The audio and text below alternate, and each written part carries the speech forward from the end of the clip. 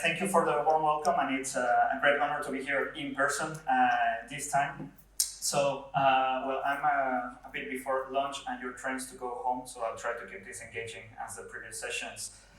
So, we're talking about technology and fire services. This is a kind of very cliche conversation. Many people are always talking about like the digital transformation of government, of the fire. Many conversations also that we're having during these days, can actually fire services become digital? Are fire too niche to really be able to attract suppliers to help us embrace this digital transformation? Our belief is that yes, you can actually do it, and this is precisely what we want to bring today, some insights and ideas about how this could potentially happen, not just for incident command, which is a realm of action, but for any sort of area in your fire service. So for the ones that don't know me, my name is Alfonso Zamarro. I am the CEO and co-founder of Unblur. I've been working for the last 8 years in technology and emergency response together with some people like Steve McClendon when he was previously in Midwest Wales.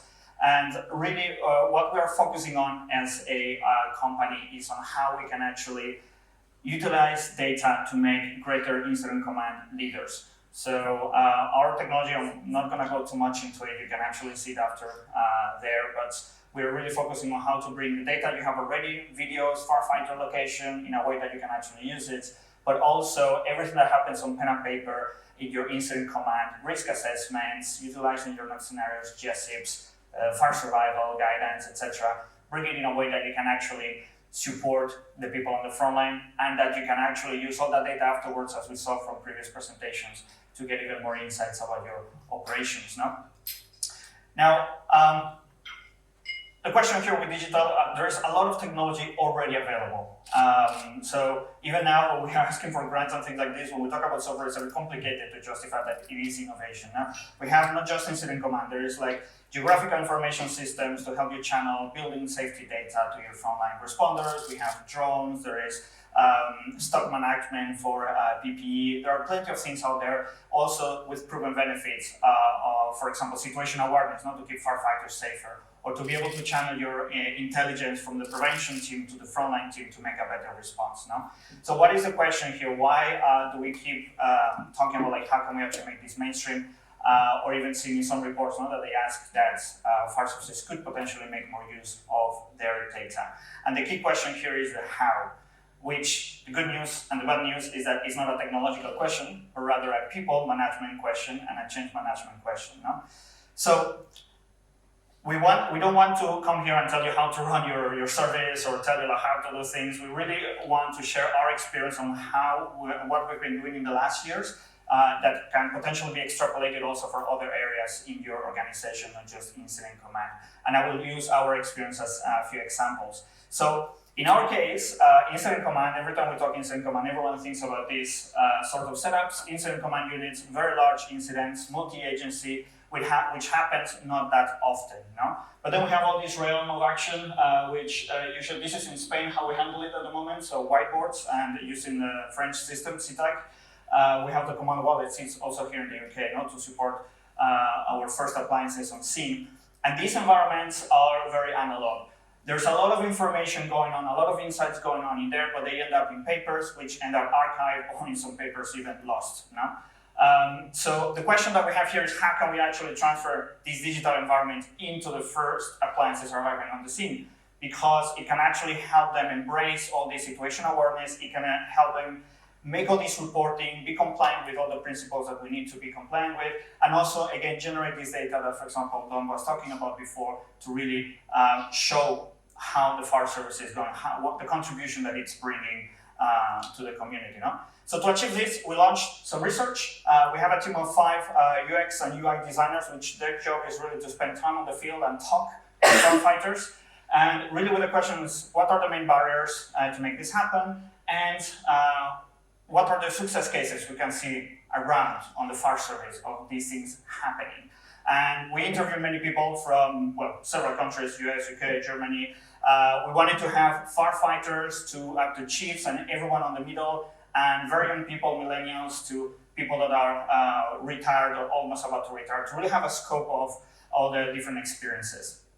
And this is a bit the conclusions we got, and we're going to go a bit through them and some examples on how we can actually handle them.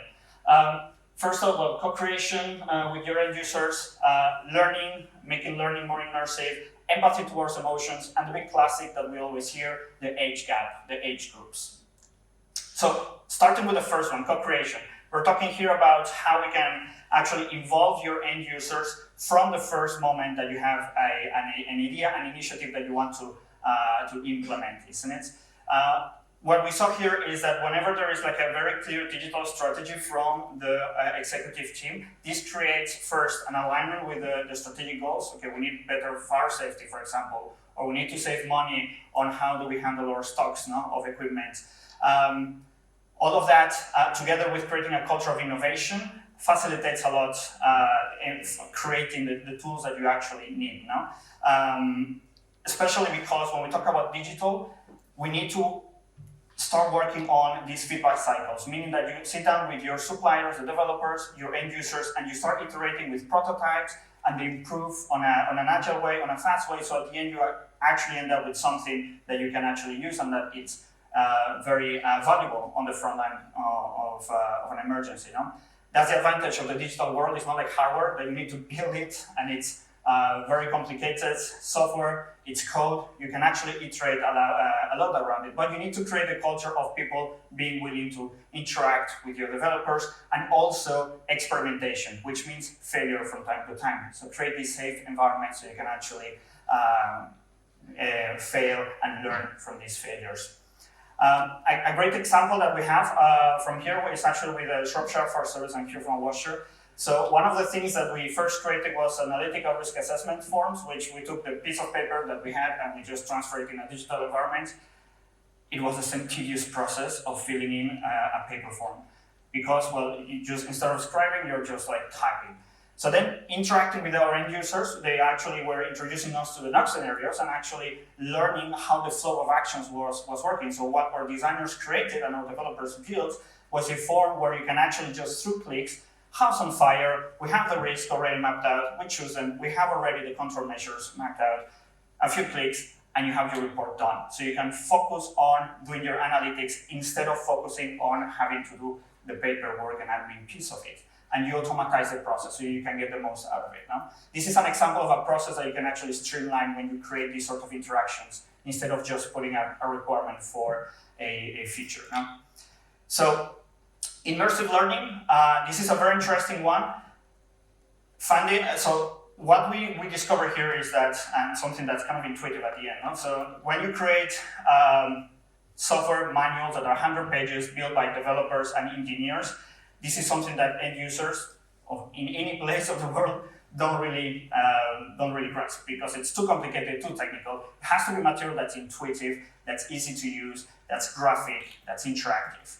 And by creating also what we saw is that replicating real life environments that you live, maybe large emergencies, large incidents that you had before, you can actually, if you create a parallel during the training of, okay, with the new tool, you can actually work in this way. It actually helps a lot to the end users to accept the new tool, understand how this can actually improve their lives and make their jobs easier, and makes all the acceptance and retention of knowledge much, much easier.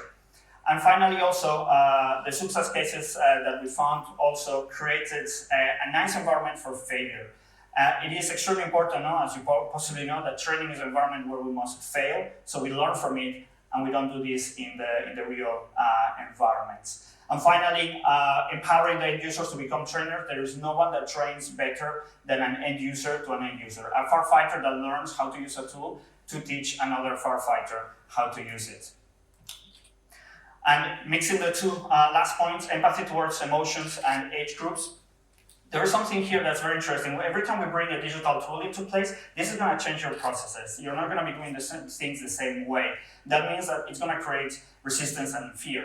And it's not because the users are just like people that cannot cope with their emotions, but it's because we have firefighters that we are training them in very precise processes to make sure, because they're like life-pending processes. They need to strive for perfection on it. Then we suddenly bring a new process, a new tool, and then obviously the natural reaction is to have anxiety about all of this.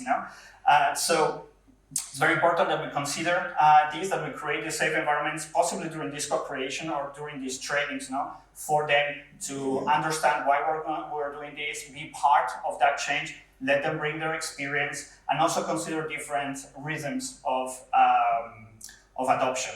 We know, obviously, that some generations are faster than others, and it's totally okay, but it doesn't mean that one generation is better than the other. It's just different contexts, different skills.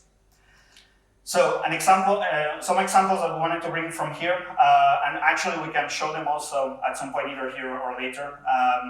We are now launching our system in the London Fire Brigade, and we have to train 20 users that will train 200 users, and at the end they're going to have 700 users using the system.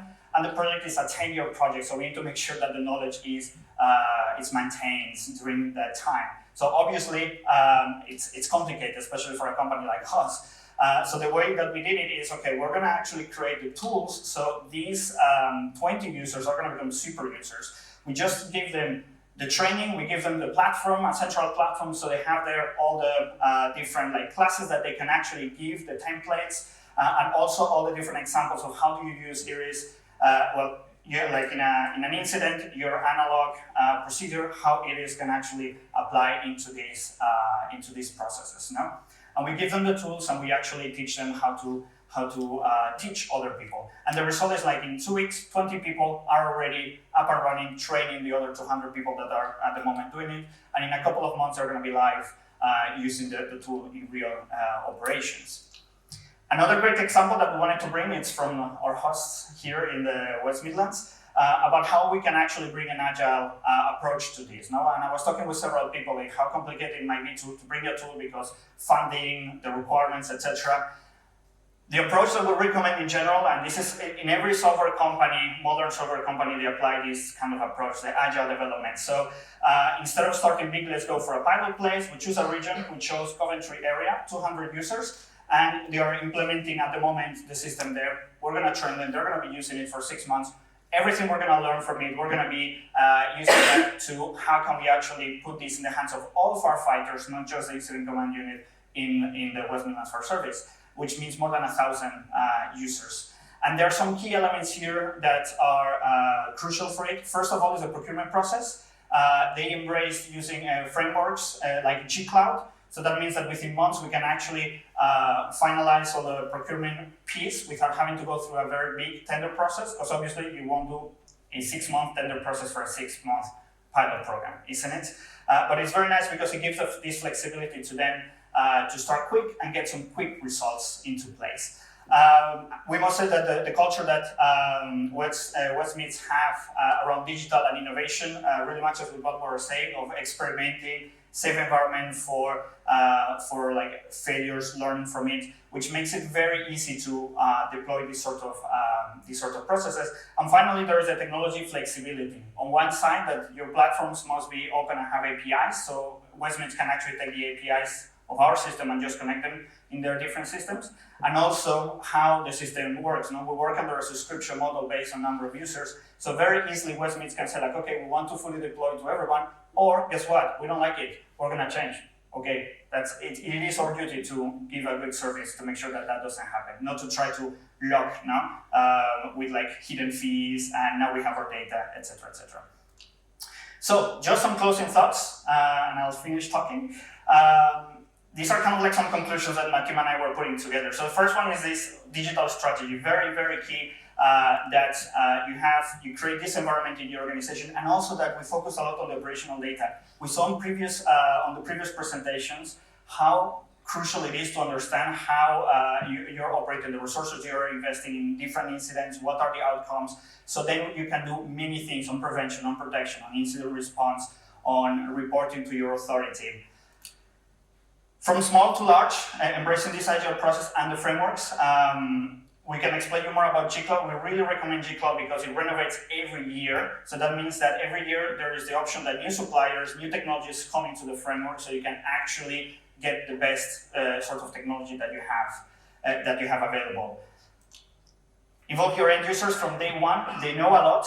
The more you onboard them from the first moment, the less resistance to change you're going to have, the better we're going to design the solution and the easier our life as suppliers is going to be, to make sure we can create something good from the beginning and not having to change it when it's too late and too complex for everyone. And finally, be demanding to your suppliers, your software suppliers. As software suppliers, we have the processes and the models to be able to future-proof your softwares and make sure that your technology is state-of-the-art.